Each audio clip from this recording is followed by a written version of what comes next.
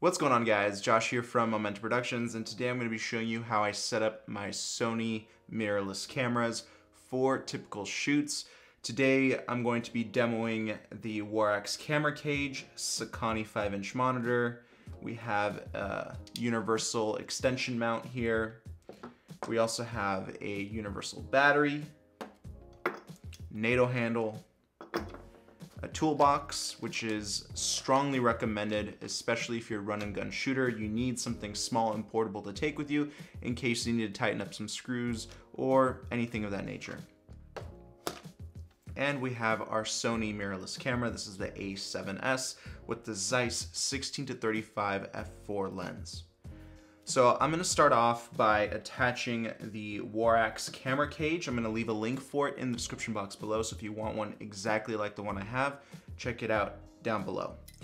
Why do we need a camera cage? A camera cage allows us to attach a ton of accessories. If you notice, we have a ton of 1/4 20-inch ports around the cage, so you can attach lights, monitors, microphones, anything you want. And it also does a great job of protecting your camera, because I've dropped my Sony A7S multiple times with the lens still attached while it's in this camera cage and nothing has happened to it. So I'm pretty confident that a camera cage will help out with protecting your camera as well.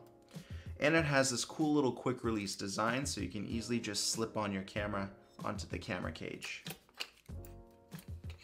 Now we can attach our lens hood, because that will definitely not fit on when you're mounting your camera on the camera cage. So you can do that last. Next, we're gonna attach the NATO handle. This handle comes with more expansion ports, so you can attach more accessories.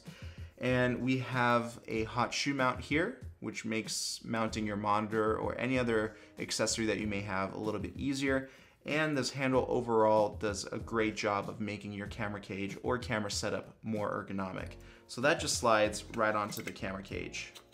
Next, we have the 5-inch monitor from Sony. This is an excellent external monitor that mounts onto your camera cage. It helps out with framing, checking focus, and even color. I'll leave a link for it in the description box below, and I'll also leave a link for you guys to check out the review video that I did on this monitor. And right here we have a new product that I just got in, and this is a universal extension arm. And what this does is it provides a lot more flexibility with any other attachment that you're adding to your camera cage. That way, if you have any other accessories attached to your camera cage, this thing will get out of its way and we won't have too much clunkiness on our camera cage. This will make it much more friendly to use. Now that we attach the monitor, we can use our Sony universal batteries to attach to the back here. I'll leave a link for these batteries also in the description box. And as you can see here, when you're shooting YouTube videos or you have like your own little shoot that you wanna do on your own, filming yourself, this brings the monitor closer to you, so you don't need any other external stand or anything like that. The closer the monitor is to you, the easier it is to see what you're doing. You can also use a bigger monitor as well, but this magic arm is not only good for your monitor, but for a ton of other accessories as well. So there you go. It can be a little bit awkward to hold, which is why this setup I do recommend mounting on a tripod. Now we do have another option here instead of using the magic arm for your monitor. Let me show you what that is right now. It's actually in this little toolkit I have from a company called Andy Cine. They make monitors as well.